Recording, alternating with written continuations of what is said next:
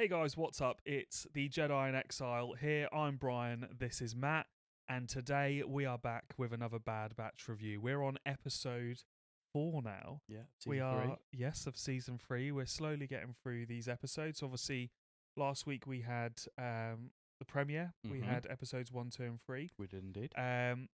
Mixed bag with those episodes. As much as we enjoyed them, they were, episode 1 was fairly slow, Yeah. shall we say? We'll get away with that. We With- won't get flamed in the comments for that no, one. no, with episode 3 really intriguing. So episode 4 is called A Different Approach. And there was a different approach in this episode, Matt. So talk to me about your thoughts on this episode. So obviously we pick up with Omega and Crosshair essentially having escaped from Tantus, crash landing, all of that kind of stuff. Overall on this episode, the thing that I enjoyed was the fact that we kind of got to see your typical backwater planet under Imperial rule. There's always a dive bar somewhere in there. That's of course, where there's of course. That's where all the Mos action Eisley happens. Cantina of everywhere. No, I think it was interesting. We got some insights into, like, obviously Crosshair hasn't spent a lot of time with Omega since she kind of had all of the extra training and stuff. Yeah. So obviously we got to see the fact that she managed to safely crash land them. Yeah. Thanks to her training from tech and all of that kind of stuff. So I think Crosshair got to see some things that maybe he wasn't quite expecting to see, because last time he saw Omega, that she definitely has that sort of skill probably set. going to build that trust up, isn't it, between them? Because the other members of the batch trust Omega with certain tasks, don't they? Because they know they've trained her and they've seen her in action. Whereas, obviously, Crosshair hasn't seen that at all. So it's an interesting dynamic for them. Who knew that Omega was good at gambling? Well, I mean, this is the whole, is she force sensitive? Is there something that means it was the whole thing, wasn't it, with Han Solo as well, in terms of the his luck. Yeah. There was all the stuff that was like, now that everybody has the Force, it was like, thanks a lot, Star Wars.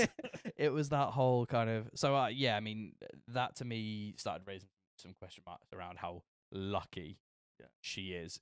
But that whole kind of interaction was, and that whole kind of play out in the bar was, it was strange, but also quite endearing in that Crosshair trusted her to essentially get the job done. Well, Crosshair really wanted to leave the planet, didn't he, as soon as possible? And it was Omega that was like, no, we've got to stay, we've got to do, we need to find some money, etc.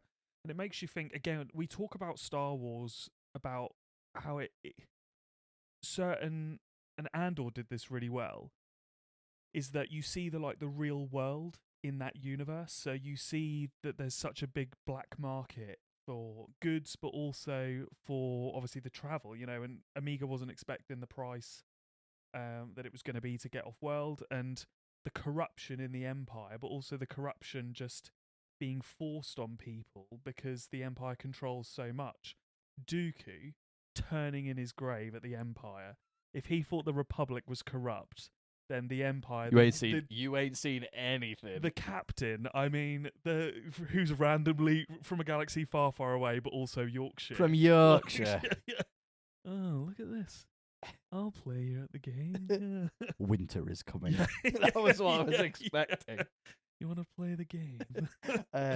No, I mean... Sorry, this is episode 2 of Brian doing bad accents. I'll get my Emery out soon as well. That whole... this is what we've talked about before with things being a series rather than being a movie. Yeah.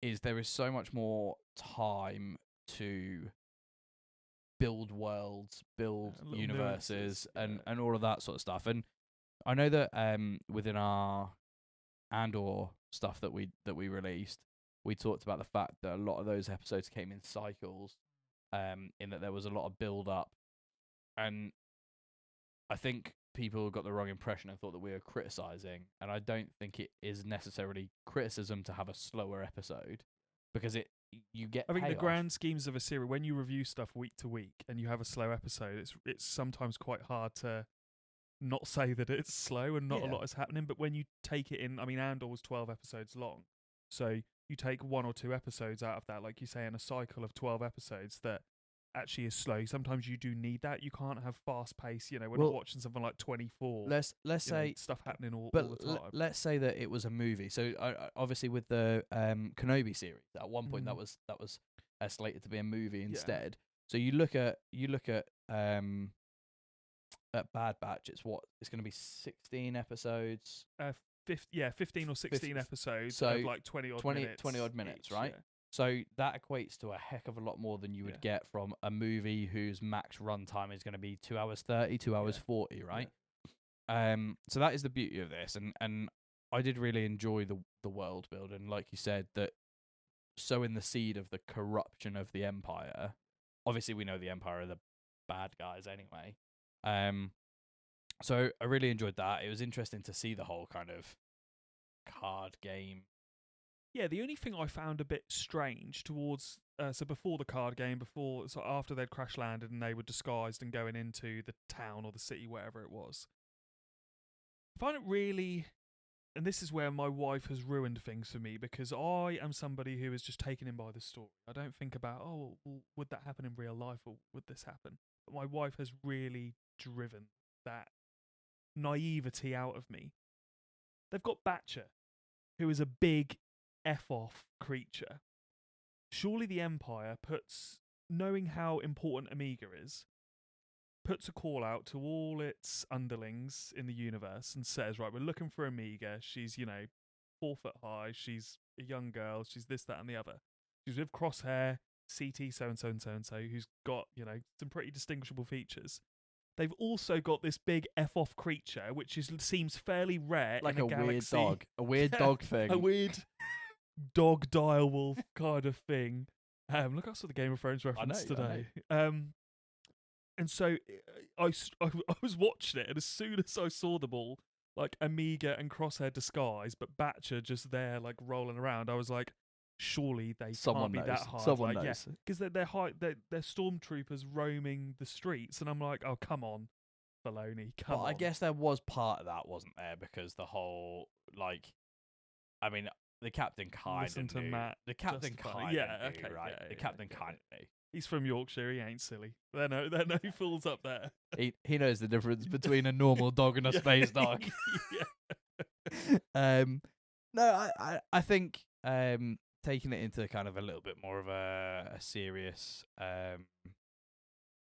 viewpoint on the episode, I think seeing Crosshair kind of battle with the whole he just wanted to get off the planet.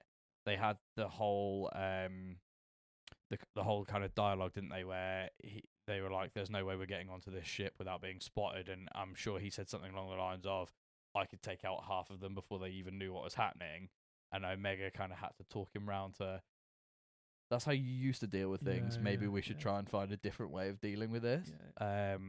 So to see some kind of, I guess, character growth. Yeah, and I think Crosshair obviously is such a soldier, and it's kind of what the Bad Batch was in Series 1. The Bad Batch, obviously, after the war, needed to find their way in the world, and Crosshair thought he'd found that place in the Empire, and then it suddenly all turned around. So I think that he's not really spent time in the outside world, has he, like the Batch has, and they've had time to assimilate to the new reality, whereas he hasn't. And yeah, clearly he's very much regimented and like, we have to do this, we have X, Y, and Z to do, and this is how we do it, this is how we've always done it.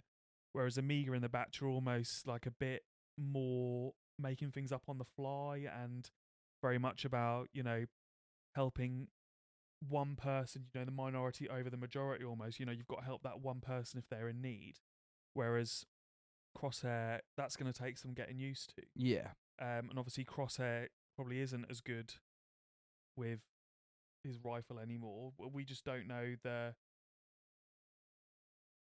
we don't know what he's been through, but clearly he's so afraid of going back to Tantus and being caught in his mind straight away. He's like, we just can't go back. We've got to find a way off planet, etc. Well, yeah, I mean, I think when they first crash land, Omega's like, we need to find a way to contact Yeah, the rest of the yeah. batch, and he's like, don't be stupid. The Empire are like straight after us, and we'll be able to track any comms. Yeah. So, no, I thought I thought kind of on the whole, the episode was good. Obviously we got the very animated style actiony stuff as they were actually trying to leave with like Yeah. the We got weird the Lion King animal stampede. Yeah, exactly. But do you know what? They're the sorts of things that actually are quite endearing about these shows. Is that something kind of out of the ordinary is going to happen. You kind of just roll with it because of the animation. But no, I thought on a whole we got character development, character growth, kind of found out a bit more about Omega, I guess, a little bit. We're seeing more. Obviously, the first 3 episodes kind of did this, but we've seen a relationship develop between Omega and Hunter, which was sort of in the first series was big.